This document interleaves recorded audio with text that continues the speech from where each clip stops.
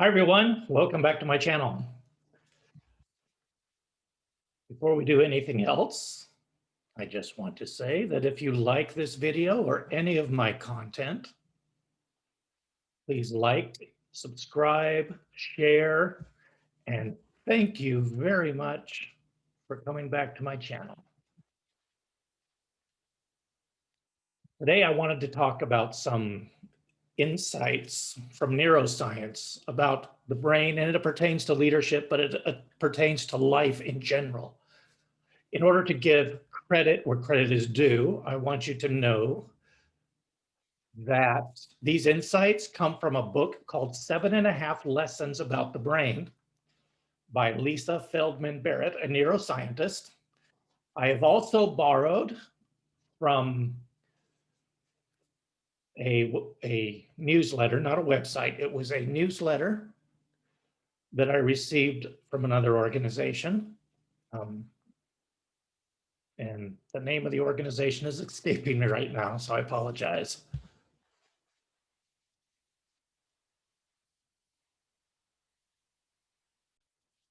The name of the organization is Minds at Work. It's a great organization. So let's get right into it. First insight is we tend to assume, these are clips from that newsletter, we tend to assume without realizing it, that we know what others are feeling or thinking and that we can reliably read them. Actually, we more often see what we already believe. So if our big assumption tells us that others will react badly to us, we believe that is exactly what is happening. Now, this is because, and the book spells this out really well, that our brains tend to predict. Their main function is to regulate our biology, our biological system.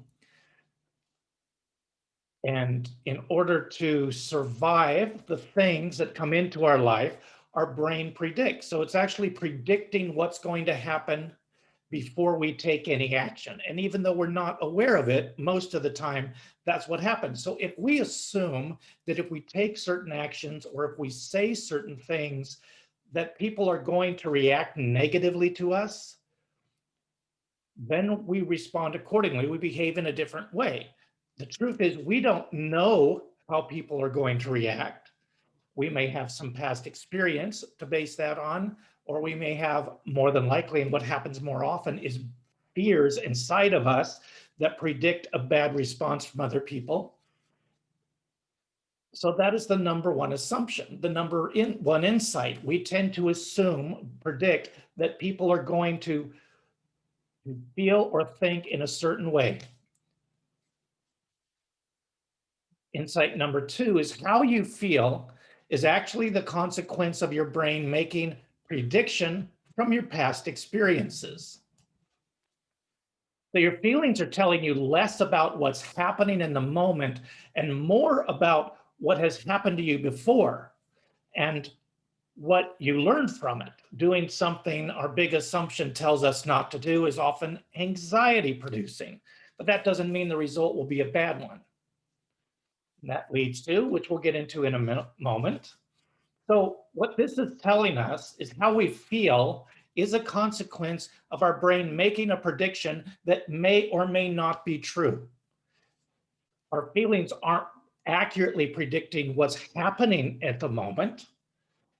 They're a reflection of what has happened to us in the past. So if you've had a lot of negative interactions, especially if you've had some big traumatic event or events, then your emotions are going to reflect what's happened to you in the past. And you cannot think differently about something until you feel differently about something. So our emotions come from our past. They are possibly not a correct reflection of what we're experiencing in the present. And to do something other, or even to think differently than how our emotions are telling us to behave, to react, and to feel, will cause anxiety in most people. But even though it's anxiety producing, it doesn't mean that the result, if you act differently, is going to be a bad one. And that leads us to insight number 3. You can cultivate new experiences. And if they go well, your brain can alter those predictions, which generated your negative emotions. That's exactly what can happen in a good immunity to change test. If we learn that the terrible consequences we had predicted do not occur, we no longer have to protect ourselves from the anxiety and dread named in the worry box. When our brains stop predicting catastrophe, we stop experiencing negative feelings. So if we're self-aware, and this is what it's all going to come down to now, if we're self-aware and we realize that we're experiencing negative emotions, we're predicting something that's going to happen that could be a negative response to what we're going to do or say. Is that true? Can we be present enough to ask ourselves, are our emotions telling us and causing us to think about something in a certain way? Is that true? Or is it something I don't really know? And if I don't really know, then instead of taking the action I might normally take, I can create a new experience, change my behavior, act in the way that causes me anxiety, act in the way or speak in the way that may cause me anxiety, and see if in reality that negative reaction comes or not. And if it doesn't, and if it proves productive in our lives, whether that's our personal life or our business life, then we can create new emotions, and the new emotions will enable us to think about things differently, and it produces long lasting effects, success.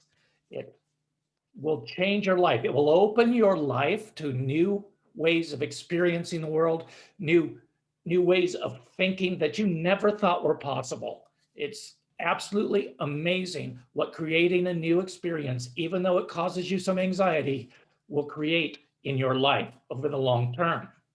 So those are the 3 insights. What do you think? Have you experienced these things in your own life? Are you going through something now maybe that you're predicting is going to turn out badly, but could you create a new experience around that and test it to see if what your emotions are telling you really are true? Comment below. Let me know what you think. If you want to reach out to me, there's 3 ways you can reach out to me. You can go through my website. It's williamcroy.com. You can email me at wroy@williamcroy.com, or you can find me on LinkedIn. I hope to hear from you soon. Have a great day.